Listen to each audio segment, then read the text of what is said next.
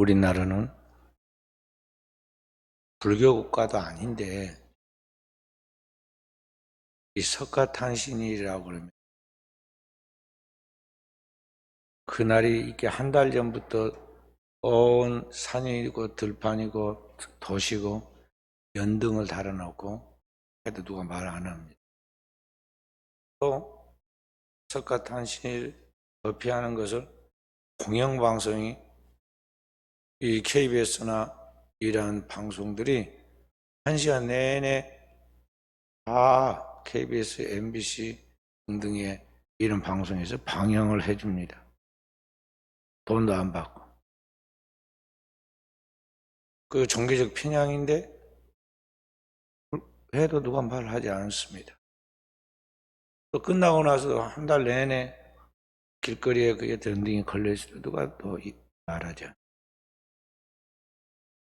사실은 이 불교는 종교가 아니라 하나의 사유의 철학에 불과하는 것이고 인간에 대한 그러한 것들의 사유, 이해들을 생각하는 것인데 그런 종류이죠.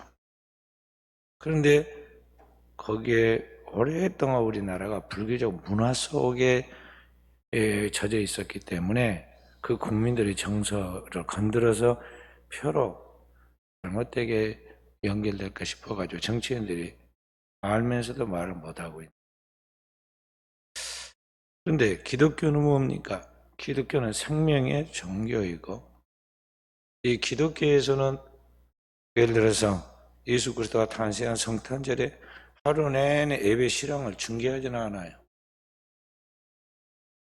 KBS 같은 공영방송에서 중계하지 않습니다. 그냥 성탄절 이렇게 행사했다 또는 했다 이런 정도로 뉴스식으로 보도를 하고 말지 그걸 갖다가 공영방송에 보도하지 않아요. 근데 해필이면 우리 기독교의 이 봄의 최대의 절기인 부활절과 이 성령 강림절 사이에 꼭 보면 석가탄신이 끼어 있습니다. 그래가지고 이들 그렇죠. 성령 강림절 하루 전에 어제 석가탄신이라 지금부터 2500년 전에 죽은 사람에 대한 그 날을 기념해서 그걸 지킨다고 하고 그날을 쉬는 날이라고 이용해서 놀러 다닌다고 해서 성령 강림절이 성령스럽게 정말 오늘 하나님의 말씀처럼 영과 진리를 예비해서 축복받아야 하는데 그렇지 못한 것을 볼 수가 있어요. 기독교인들도 거기에 끌려서 다닙니다. 얼마나 우리의 신앙이 지금 기초가 잘못되어 있는지 뿌리 깊이 지금 그게 아직 자리 잡고 있지 못하고 있는 연약함인지를 우리가 알아야 돼요. 오늘 하나님 말씀처럼 주님이 영과 진리를 예배할지니라 그렇게 말씀한 이 말씀을 우리가 우리의 삶에 적용해서 우리의 예배가 어떤 예배인 걸 알아야 합니다. 오늘 이 수가성 우물가의 여인의 이름이 거기에 기록되어 있지 않습니다. 그러나 분명히 그리스도를 만나서 그 사람은 거듭나고 새로운 피조물로서 확실히 거듭나고 이 사람은 그냥 그 주님을 만나서 확실하게 복음을 깨닫고 그리스도의 증인으로서 제자들보다 더 빨리 복음을 증거한 그런 사람이 되었어요. 오늘 이 여인은 자기 삶의 실패의 원인이 무엇인가에 대한 어렴풋이 짐작했습니다. 그건 뭐냐면 예배가 뭔가 문제가 있다. 왜냐하면 내가 조상 때부터 수백 년, 수천 년 하나님 앞에 제사를 드렸는데 문제는 내 인생이 이렇게 꼬이고 또 꼬이고 실패하는데 그 원인이 뭐냐? 그 여인은 북왕국 이스라엘 사마리아 옆에 있는 수가라는 동네에 있는 거기서 살았거든. 그러니까 그 북왕조의 이스라엘 나라의 그 어떤 신앙에 영향을 받게 되죠. 당대 이스라엘 나라는 남과 북으로 나누어가지고 남쪽에는 예루살렘을 중심으로 해서 솔로몬 성전이 있었던 그곳에 거기에 성전을 짓고 거기서 제사를 했어요. 북왕조는 이 남쪽으로 내려가서 동화되어서 그들의 그 나라가 위태해질까 싶어가지고 북왕조의 이 새로운 시조였던 솔로몬 이후에 새로운 왕이었던 이 르호보암 의해서 여로보암에 의해서 신전을 2개를 지었어요. 하나도 아니고 2개를. 단과 베델에다 떡 지었는데 이름은 여호와라 불러놓고 형태는 어떻게 했냐면 그 당대 유행하고 있는 바알과 아스타롯 형태로 그 신전을 만들었어요. 그러니까 이것저것을 다 합해가지고 포용성 있게 그 시대 문화도 따오고, 그리고 이스라엘 백성들이 수백 년 동안 하나님을 믿었던 그 종교적인 그러한 전통도 지키면서, 교리적으로 지키면서 그렇게 이제 신앙생활을 한다고 해서 숫자도 많고 왕성했죠. 그래서 그들이 세운 그러한 그 당대 신전이 그리심산에 세워졌는데, 신전이 있었는데, 지금 생각을 해본 거예요, 이 여인이. 야, 남쪽 사람들은, 유대 사람들은 하나님을 예루살렘에서 예배드려야 한다. 하나님의 성전은 딱 하나, 예루살렘 하나의 법궤가 있는 그곳이라고 말하는데, 그다음에 나는 북쪽에 있는 사마리아, 여기 소가성에 살면서 그리심산에 가서 거기서 예배를 한다고 했는데, 그러면 뭔가 잘못된 게, 그 예배에 대해서 특히 성전을 잘못 지금 선택해서 나갔기 때문에 그러한가, 고민, 이 고민, 저 고민 많이 했다는 거죠. 자신의 신앙과 삶에 대하여 진지한 고민을 했어요. 살아가는 동안 삶은 많이 망가졌습니다. 지금부터 2000년 전인데 이 여인은 벌써 이혼을 5번을 했어요. 그리고 6번째 사는 사람도 지금 확실한 사람이 아니에요. 오늘날 교회 안에도 이런 일들이 많이 있습니다. 교인들이라고 해서 다 완전하지는 못해요. 교회 안에도 그런 일들이 많은데 이 여인이 그런 사례 중에 하나죠. 문제는 이 여인이 그런 것들 때문에 고민하고 있었다는 거죠. 아무도 알 수 없는, 아무에게도 쉽게 할 수 없는 자기 내면에 깊은 괴로움이 있었어요. 여인이 사람과의 만남이 너무 괴롭고, 이 이야기 저 이야기 말을 섞어가지고 자기 이야기를 하기가 곤란하니까, 남들은 낮이면 뜨겁다고 나가지 않는 그 때학볕에 다 낮잠 자고 있는, 체온을 떨어뜨리기 위해서 낮잠 자고 있는 그 시간에 이 사람은 물들어 우물가에, 거기에 사람 없는 그 시간 선택해가지고 물들어 갔단 말이에요. 그런데 그 여인이 그런 괴로움 속에서 인생의 실패의 원인이 어디에 있는 걸 알려주고, 그러하여금 새로운 인생을 살아가도록 만들어주기 위하여 길 잃어버린 양을 찾는 목자의 심정을 주님이 그 당대 어디 있었느냐면 저 남쪽 유대 지역에 있었어요. 근데 그 아침부터 부지런히 올라가가지고 딱 그 여인이 우물가에 나와서 물들 그 시간에 거기 도착을 했어요. 그러니까 거기에서 이 여인에게 예수님께서 대화를 시작하잖아요. 사람이 자기 버릇을 못 준다고 말해요. 예수님이 누굽니까? 하늘로부터 오신 하나님의 아들이시고 유일한 독생자이신 그분이 지금 여인을 바라보면서 그 여인을 구원하러 왔는데, 여인은 항상 모든 사람을 볼 때 남자냐 여자냐, 또 저 남자가 지금 나에게 어떤 목적으로 나에게 지금 접근하는가, 이런 식으로 항상 생각하고 사고 관점에서 바라봤기 때문에 예수님이 와서 지금 이야기를 하는데도 그런 식으로 대화를 합니다. 예수님이 와서 이야기합니다. 나에게 물 좀. 그럼 물을 딱 떠갖고 정중히 드리면 될 거 아니에요? 근데 물 한 잔 주면서 말이 많습니다. 당신이 유대 남자로서 사마리아 여자인 나에게 왜 물을 달라고 하나이까? 그래서 주님께서 그 이야기를, 그 여인이 지금 생각하고 있는 관점이 잘못됐고, 제가 모든 매사를 그런 식으로 바라보고 있는 여인의 그런 것들을 딱 잘라서 이야기해줘요. 만약 내가 물 좀 달라는 이가 누군지 알았다면 네가 그에게 구했을 것이고, 그런 너에게 영원토록 솟아난 샘물을 주었으리라. 그러자 깜짝 놀래가지고, 이분이 그냥 남자가 아니라, 유대 남자가 아니라 정말 선지자구나 걸 깨닫고 말이죠. 주여, 내게 그 물을 주사 다시는 이곳에 물을 길러오지 않게 해주십시오.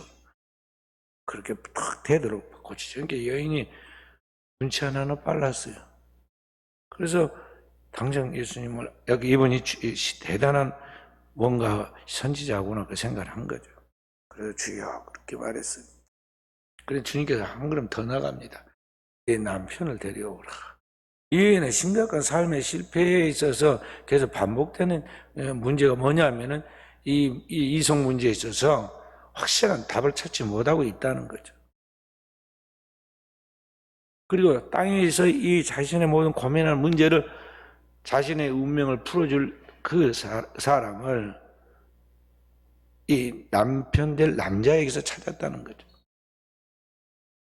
그래서 주님이 그걸 지적한 거예요. 내 남편을 데려오. 어떤 후배 목사님이 성경 연구 모임에서 이러한 이야기 고백하는 것을 봐. 교회 안에 어떤 성도가 있는데 반주를 하는 반주 중에 하나인데 여러 명이 있는데 그중에 하나인데 근데 이 여인이 지금 현재 있는 남편과 사이가 아주 안 좋고 다투고 그런다. 그래 이혼한다고. 근데 그런 경력이 처음이 아니라 두 번, 세 번째고 세 번째인데 또 그 남편과 세 번째 사는 남편과 사는 사이에서 또 부정을 저질러 가지고 그 들통이 나서 이번에 또 이게 이혼할 지경에 놓여 있다는 거예요. 그런데 이 문제를 어떻게 처리할까요? 근데 이 사람이 절대 예배시간 안 빠지고 반전 와서 콕 하고 또 이 사람이 신앙이 전혀 없는 사람이 아니라 목사님 딸입니다. 그러니까 이게 보통이 아니다. 그 다음에 지금 새로 남편 말고 다른 사람과 지금 사귀고 있는 사람이 누구냐 하면 또 다른 게 안수 집사다는 거예요. 이 복잡한 사람이야.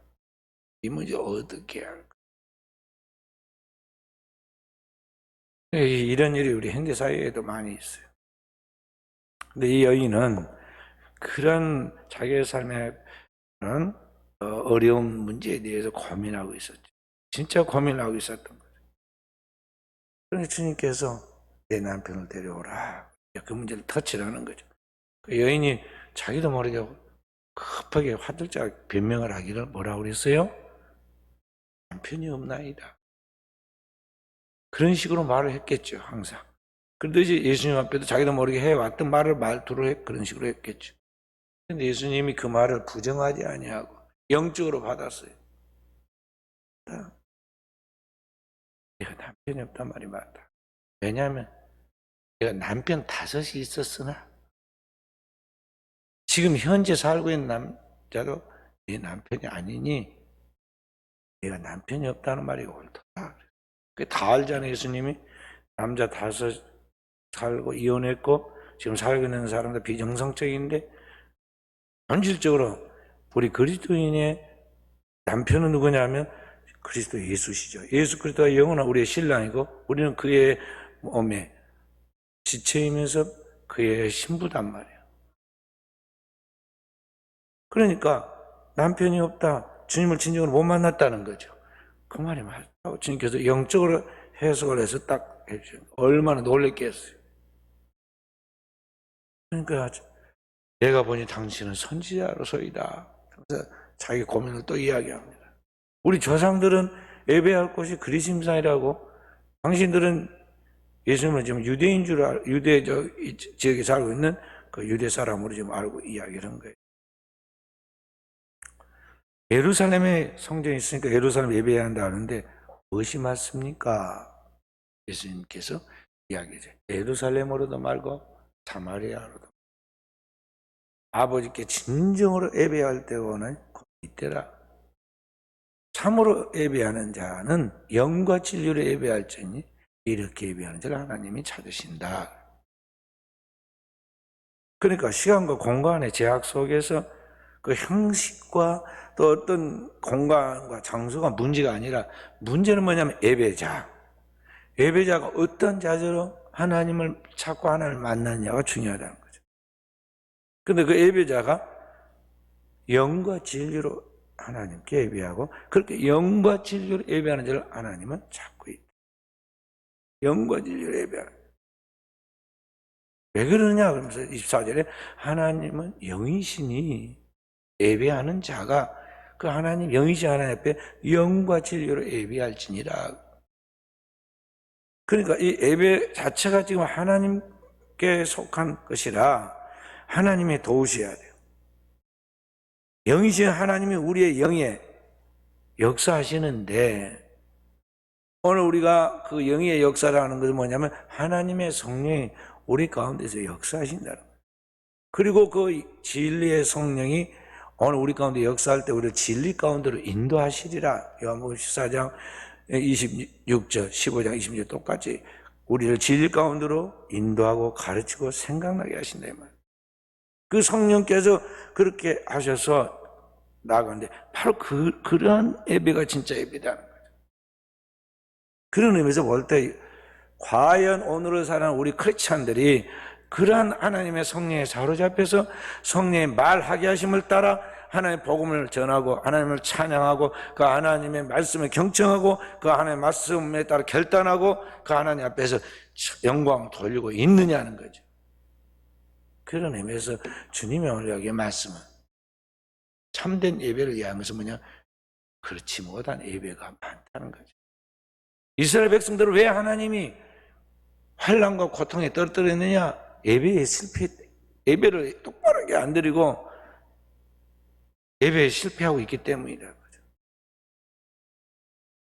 자, 구약에 하나님께서 예배를 가르치실 때 출애굽한 이스라엘 백성들이 이끌고 나와서 광야의 성전, 장막으로 만든 하나님의 법궤가 있고 법궤를 감싸는 장막 성전이 있는데 거기서 예배할 때 그 예배를 집례하는 제사장을 세웁니다. 아론입니다. 아론이 제사를 집례하는데 그 아론을 이어서 계속해서 대를 이어갈 사람 누구냐면 아론의 네 아들 중에 첫째 아들, 둘째 아들, 셋째, 넷째 아들이 있는데 나답입니다. 그 다음에 아비후예요. 그 다음에 엘르아살, 이다말이에요. 그런데 첫 번째 아들이 나답이 분명히 이어받았어야 돼요. 나중에 보면 레위기 10장에 하나님의 성막에서 제사를 집례해야 할 대제사장 아들로서 제사장인 나답과 아비후가 하나님의 성전에서 나오는 불에 의해서 죽게 돼요. 이유가 뭐냐면은 하나님이 명하시지 않은 다른 불을 드렸다고 그랬고 하나님이 그 다음에 말씀하시기를 하나님의 성전에 출입할 때나 독주나 그런 포도주를 먹지 말라고 그랬어요. 그러니까 아마 나답과 아비후가 그 전날 좀 독한 포도주를 많이 과음했던가 봐요. 그리고 자기 일에 집중하지 않는 동안에 하나님 성전 안에 분향하는 단이 있고 등불이 있고 하나님 떡상이 있는데 거기 불이 꺼졌는데 그 불이 꺼졌던 걸 급히 불을 갖다가 어디서 가져다가 명하시지 않는 불이라는 것은 뭐냐면 하나님의 성전에 사용하는 불은 따로 관리했단 말이죠. 근데 그걸 갖다가 덜컹 가지고 와서는 자기 집에서 쓰던 것이었겠죠. 뭐 그런 불을 가지고 딱 붙였어요. 누가 본 사람 없어. 아론도 아무 말 하지 않았고 성전에는 아무나 출입할 수 없기 때문에 괜찮은 것 같았지만 누가 봐요? 하나님이 보셨어요. 그리고 하나님께서 일벌백계로 그에게 이제 간섭하시죠. 그래서 하나님의 불이 하나님의 지성소에서 흘러나와가지고 그를 탁 쳤는데 죽었어요. 그 이후에는 뭘 했느냐면 제사장의 옷 가에 단을 이렇게 단수를 달 때 그 끝에 그러니까 가운 마지막 끝에다가 방울을 달아라고 그랬어요. 움직일 때마다 딸랑딸랑 소리가 나서 살았다 그걸 보여주라. 그리고 소리가 안 나면 죽은 줄 알고 끌고 나와야 돼. 근데 아무나 못 들어가니까 어떻게 하냐면 성전에 들어가는 사람은 가운만 딸랑딸랑하고 방울을 단 게 아니에요. 발에 끈을 묶거나 그래가지고 소리가 안 나면 죽은 줄 알고 밖에서 끄집어내야 돼. 그렇게 나답과 아비후가 그렇게 죽었어요. 나중에 출애굽한 이스라엘 백성들 가나안 땅에 정착을 합니다. 그 가나안 땅에 정착해서 거기에 이제 또 하나님의 성막을 이제 세워서 거기에 있는데 그 당시에는 아직 예루살렘 성 안으로 들어가지 못할 때예요. 그때는 사사시대이기 때문에 엘리 제사장이 하나님의 법궤를 지킵니다. 대제사장의 후손 중에 이어받은 사람이 엘리였어요. 근데 엘리의 두 아들이 홈리와 비누하우스가 거듭나지 못하고 철이 없었어요. 직분은 제사장인데 제사장 답지를 못했던 것이죠. 습관적으로 제사를 드렸는데 제사 드리고 난 모든 음식, 오늘 우리로 말하면 하나님 앞에 예배 드리고 드린 헌금은 제사장들이 일용할 양식과 생활에 관해 쓰도록 여호와가 그의 기업이에요. 그러니까 항상 거기에 있는 모든 음식, 가장 좋은 음식의 첫 열매, 첫 곡식들, 또 고기도 짐승도 가장 좋은 것을 바쳤고 그 짐승이 고기를 먹었단 말이에요. 그런데 나답과 아비후가 엘리야도 홈리와 비느하스가 식성이 까다로웠어요. 그래서 맨날 먹는 음식, 그러니까 하나님 앞에 드리는 제물이 방식이 있단 말이죠. 그거 먹고 싶지 않다고 그랬어요. 그래서 제발 그거 바치기 전에 좀 싱싱한 거 좀 먹어야겠다 그러면 안 됩니다. 일단 제물을 바치고 난 다음엔 다 제사장 몫이니까 그때 먹어야 합니다. 시끄럽다 그러면서 말이죠. 그 돕는 그 내인들을 갖다가 막 밀쳐버리고는 새 갈고리를 갖고 들어가가지고 제자들 음식 준비하는 걸 갖다 찍어가지고 자기 마음대로 갖다 구워 먹고 삶아 먹고 그랬어. 하나님 보시기에 그게 기뻐하지 않았어요. 나중에 어떻게 됩니까? 전쟁터에 나아가서 무모하게 하나님의 법궤를 끌고 나가가지고 전쟁에서 이기려고 미신적으로 나갔다가 법궤도 빼앗기고 칼날에 의해서 제사장의 아들 제사장들 홈리와 비느하스가 한날에 죽임을 당하죠. 그 집에 대가 끊기게 만들어요. 예배의 실패자예요. 예배는 살아계신 하나님 앞에, 영이신 하나님 앞에 그도 하나님의 성령의 감동과 지시와 가르침과 그 하나님이 주시는 힘을 가지고 영과 진리로 진리 하나님의 말씀을 법을 말하는 거예요. 따라 예배할지니라. 복음의 말씀을 따라 화답하라는 거죠. 그래서 오늘 우리 드리는 예배가 정말 하나님 앞에서 마음과 뜻과 정성을 모아 하나님의 그 은혜에 감동하고 거기에 대하여 반응하여 영광 돌리는 참 예배인가를 우리는 늘 묻고 우리 하나님 예배의 모든 범사에 우리의 몸, 우리의 시간, 우리의 물질, 우리의 삶의 모든 자세를 하나님 앞에 예배하는 자로서 영광 돌리도록 해야 한다는 것입니다. 사도 바울은 로마서 12장 1절 2절 그러면 내가 하나님 모든 자비하심으로 너희를 구원하느니 너희 몸을 하나님의 거룩한 산 제사로 드리라. 이는 너희들의 영적 예배니라 그래요. 그래서 그 예배 드리도록 하기 위해서 항상 몸과 마음을 새롭게 하고 변화된 자세로 예배하되 주의 뜻이 무엇인지 어떻게 하는 것이 하나님을 기쁘시 하는 것인지 어떻게 하는 게 하나님의 선한 일인지를 늘 생각하면서 예배하라는 것이죠. 그렇게 하라고 성경 우리에게 가르쳐주고 있어요. 그래서 오늘을 살아가는 우리가 그 예배자로 정말 서야 합니다. 그러면 다 사람은 모르는 것 같아도 몰라도 하나님이 첫째 아시고 온 땅을 두루 감찰해 전심으로 자기를 행하는 자를 찾는 그 하나님이 역대 16장 9절의 말씀처럼 두루 감찰하여 딱 찾아냅니다.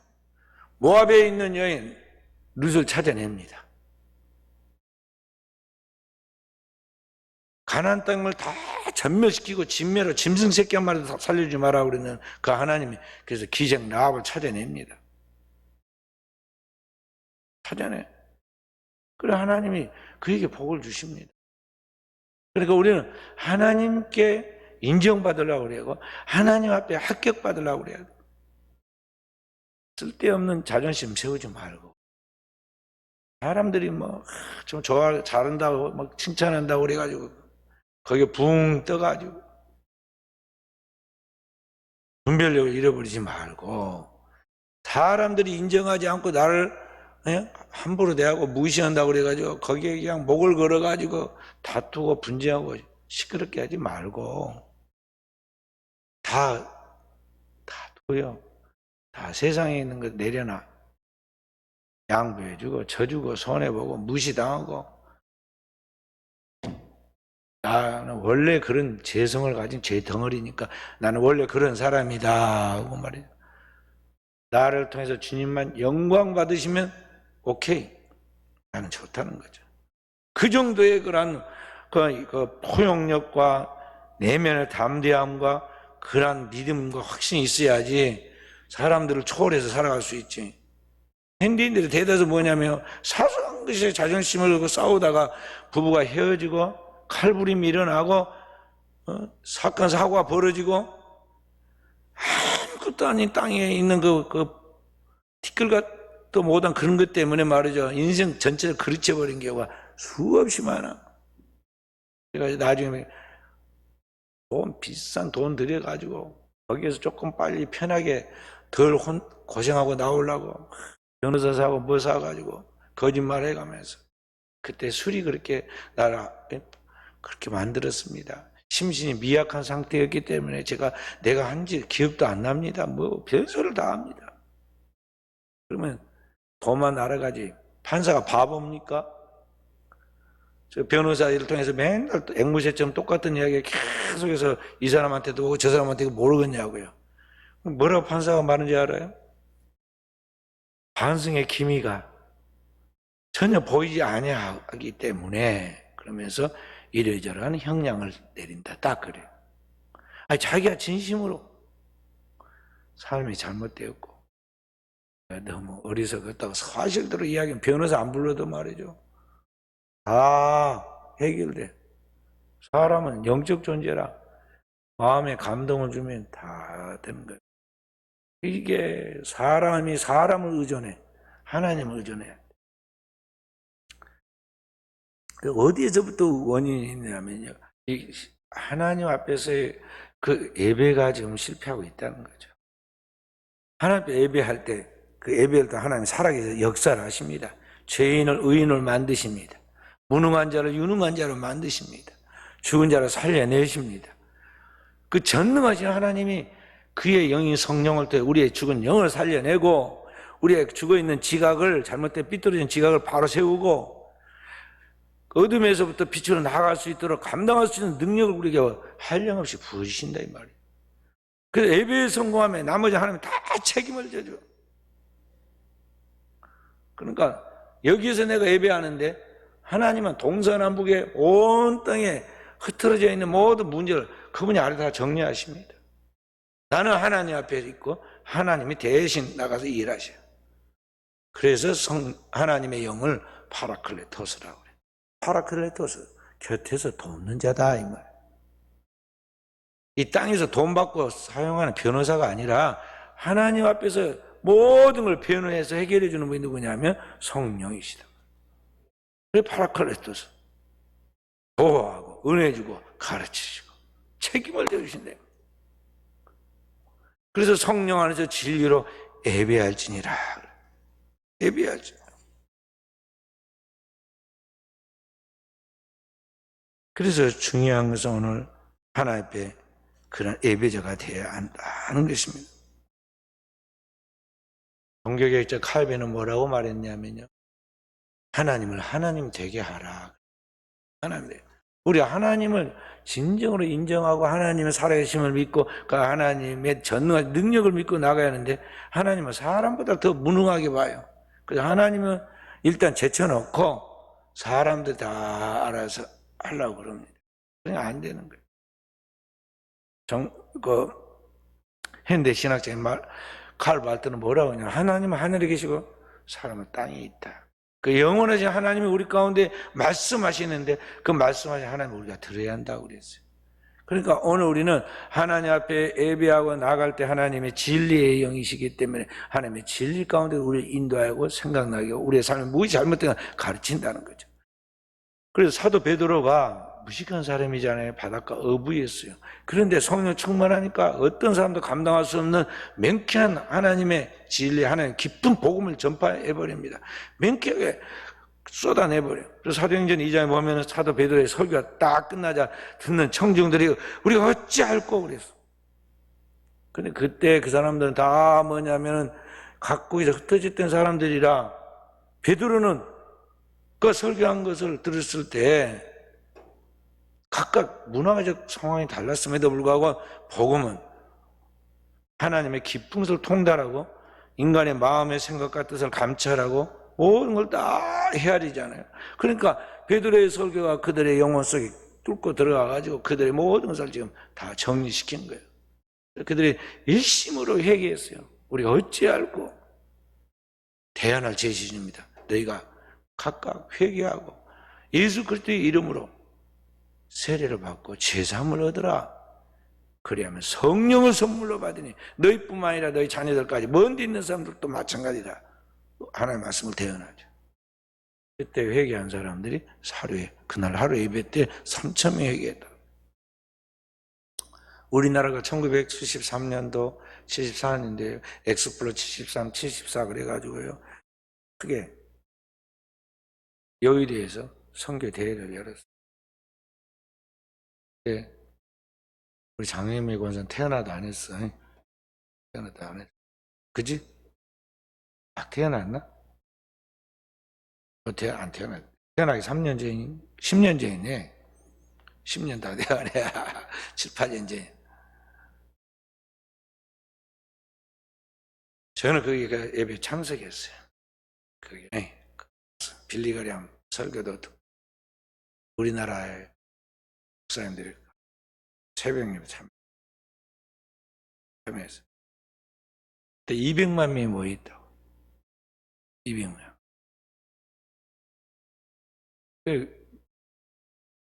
미국 사람이 영어로 설교해요. 한국 사람이 통역을 합니다. 그때 사진을 보면요. 한국 사람 김정한 목사님이 통역을 했는데 뒤에 사진을 보면요. 키가 작아가지고 그분은 크고 우리 한국 사람은 작으니까 벽돌을 보니까 두 단을 쌓아가지고 양쪽으로 받침대를 해놓고 올라가서 설교해도 작더라고. 근데 열정적으로 통역을 하고 설교를. 한국 교회가 은혜를 사모할 때가 있었습니다. 우리 한국 교회가 1960년에서부터 부흥운동이 시작되고 1970년대가 성령운동의 절정의 시기가 있었어요. 그래서 한국이 부흥하고 그때 깨어난 거예요. 꽃이 활짝 비대히 깨어나고 그리고 1980년대에 들어오면서 민주화 운동이 일어나고 그게 우리 한국이 지금 도약하게 된 거예요. 그래서 오늘 우리는 이 하나님 앞에 드리는 이 예배가 살아있어야 하고 그 예배를 통해서 성령이 일하시는 우리 각각에게 필요한 하나님의 복음의 메시지가 그날에 필요한 말씀들이 자신 속에 들어와서 그걸 해결할 수 있도록 해야 돼요. 말씀이 모든 걸 해결한다는 거예요. 그러니까 우리가 여기서 예배 드리고 있으면 쫓아다니는 것만 해결가 아니에요. 예배 드리고 있으면 그때 하나님 모든 걸 다 처리하셔요. 구약의 이스라엘 백성들이 이방 나라들이 침략해 왔을 때 선지자의 말을 듣고 여호사밧 왕이 어떻게 했느냐면요. 성가대로 조직해가지고 가운을 입혀서 제사장은 나팔을 불고 성가대원들은 찬양을 하는 여호와를 찬양했어요. 왕이 뭐라고 말했냐면 여호와와 그 선지자를 의뢰하라. 그리고는 전쟁터로 밀고 올라갑니다. 그런 전쟁법은 없거든. 근데 성경에 보면 하나님이 복병을 두어 저희를 쳐서 이기게 하셨다 그래요. 뭔가가 있으니까 저 사람들이 지금 막 노래를 부르고 올라오지 아무 생각도 없이 올라오겠냐 생각하고 자기들끼리 치고 막 싸움이 일어난 거야. 그 연합군이었는데 의심을 해가지고. 그래서 전쟁의 대승한 이야기가 성경에 역대하 20장에 보면 나옵니다. 그러니까 그게 이제 그래서 그 골짜기 이름을 뭐라 부르느냐? 부라가 골짜기라고 그랬어요. 그래서 성가대 이름이 부라가. 송축이라는 히브리어예요. 송축 골짜기. 하나님을 찬송한다는 거. 송축. 그러니까 그리스도인은 하나님의 실존, 살아계신 것과 그가 정말 하나님을 믿고 나아가는 자에게 상 주신다는 것을 굳게 믿고 이 예배의 성공자로 나아갈 때 하나님이 그와 함께 하신다. 그걸 믿었기 때문에 아브라함은 모리아 산에서 자기 독자 이삭을 바쳤잖아요. 로마서 4장 17절에 보면 아브라함이 믿었던 하나님은 죽은 자를 살려내시며 독자 이삭 살려낼 줄 알았다는 거죠. 없는 것 있는 같이 불러내시는. 그래서 그가 100살이 되어도 하나님의 말씀은 폐하여지지 않고 반드시 이루어질 줄 알고 믿었기 때문에 그 말씀하신 대로 그 말씀하신 기한에 미쳐 늙은 아브라함에게 하나님이 아들을 주셨다고 말한 것입니다. 구예수를 창조하신 하나님. 똑같아요. 오늘 우리는 그런 하나님을 오늘의 이 시대에 믿어야 한다는 거죠. 예수님은 자신이 어떤 분으로 오셨느냐?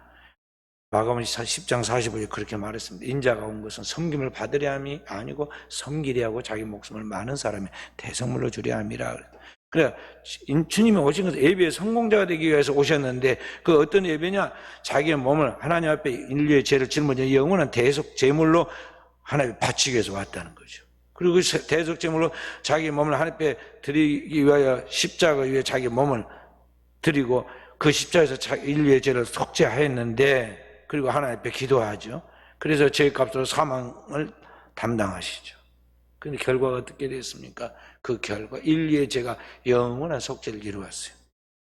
히브리서 9장 12절에 짐승과 송아지의 피로 아니하고 오직 자기 피로 하나님의 피로 영원한 속죄를 이루사 단번에 성소에 들어가게 하셨느니라.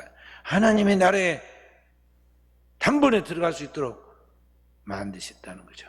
그리스도의 단 한 번의 예배가 영원한 예배가 완성되었다는 것이죠. 그러니까 오늘 여름과정은 이런 심정으로 예배를 드려야 돼요. 어떤 가운데 예배를 피하지 말아라. 그 예배의 성공자 되라. 그러니까 가만히 보면요, 인생이 자꾸 꼬이고 사람은 사마리 여인처럼 꼬이고 문제가 있는 사람 맨날 있어. 가만히 보면 뭐냐면요, 예배가 부실해. 예배가 부실해. 뭔가 불성실한 예배를 드린다 이 말이에요. 그리고 진짜 축복받는 사람은 뭐 대단한 걸 한 게 아니에요. 엄청난 솔로몬 성전 지어서 그런 거 아니에요. 성공한 사람은 아브라함이 저 산에서 혼자 예배드렸어. 자기 아들 데리고. 그래도 하나님이 인정하셨어. 다 외면하는 골고다 그 공동묘지에서 예수님이 혼자 자신의 몸을 제물 삼고 자신이 대제사장이 되어 하나님 앞에 대성물이 되셨어. 그래도 하나님, 하늘과 땅 사이 하나님이 다 보시고 그 예배를 받으셨단 말이죠. 예배의 성공자가 돼야 돼. 진정한 예배의 성공자가 되라. 그러려면 준비된 예배를 드려야 하고 내 삶의 예배가 돼야 하고 예배되는 그 순간에 절정의 시간인 줄 알고 그날 성령이 불꽃같이 타올라서 역사하시도록 예배에서 내가 하나님 앞에 축복받지 못하면 내 인생이 지금 유태해진다고 생각하고 절박한 마음으로 예배를 드려야 돼요. 그래서 내가 자기들을 안 사랑한 게 아니에요. 얼마나 사랑하는지 다 알잖아요. 그래도 엄합니다. 예배 때는. 우리 아이들은 두 손 딱 들고 여기 졸다가 두 손 들겠다니까요. 아기 때부터 무릎 꿇고 예배 드리게 하고 예배 성공자 되라. 우리 교인들도 마찬가지로 예배 똑바로 안 드리면 뭐라고 그랬잖아요. 이제 다 커버렸지만 아이들이. 안 예쁜 게 아니라 속으로는 예쁘죠. 예쁘기 때문에 엄하게 해야 돼. 엄할 때는 엄해하고 풀어줄 때는 풀어줘야죠. 근데 이게 불분명하단 말이죠. 무엇이 중요한지 그걸 잘 몰라요, 아이들은. 그러니까 이걸 딱 잡아줘요. 교회는 하나님 예배하기 위하여 오는 것이다. 예배하기 위해서 왔기 때문에 우리는 꼭 예배로 성공자가 되어 복을 받아야 한다고 아이들도 다 들어가서 앞자리에 딱 앞에서 예배드리게. 뒤에다 놔둬버리면 안 돼. 그래서 모든 교회, 주일학교, 유치부부터 시작해서 우리 모든 성도들이 하나님 앞에 예배하게 나오고 예배 들어와서 예배 성공자 되도록 해라 하는 것이죠. 우리가 마지막 인생을 마치고 갈 때도 하나님 앞에 예배하다 가야 할 거 아니에요? 마지막에 청명함도 사라지고 사람이 해롱해롱 이상하게 돼가지고 치매 걸려서 사람도 못 알아보고 예수님도 잊어먹고 그렇게 하다가 이상하게 사람이 죽으면 어찌 되겠어요? 그런 일이 많아. 깜짝깜짝 제가 놀랍니다. 그 사람이 저렇게 돼버려. 모세처럼 주님 앞에 딱 가는 그날까지 눈이 새하지 않고 청명이 사라지지 않고 하나님의 말씀을 풀어놓아서 그 백성들이 그대로 지켜나갈 수 있도록 암송하게 하고 노래로 만들어서 부르게 하고 그래서 그 말씀을 기록에 남겨서 그 말씀을 따라가도록 이렇게 복 있는 삶을 살다 가야지 우리가 지나놓고 나서 아무도 그를 귀히 여기지도 아니하고 이제 사는 사람이 죽은 사람이 아무도 관심도 두지 않고 헛되이 왔다가 헛되이 갔다가 그렇게 하면 어찌 되겠어요? 그런 모든 것들이 마지막에 결정적인 것이 뭐냐면 예배다 하는 것이죠. 그래서 오늘도 우리 사랑하는 성도들이 성령 강림 주기를 맞아 주께서 말씀 너희는 이렇게 예배하라. 영과 진리로 예배하라. 그렇게 예배한 자 하나님이 아버지가 찾으신다. 그 축복의 주인공으로 쓰임 받기를 주님의 이름으로 축원드립니다.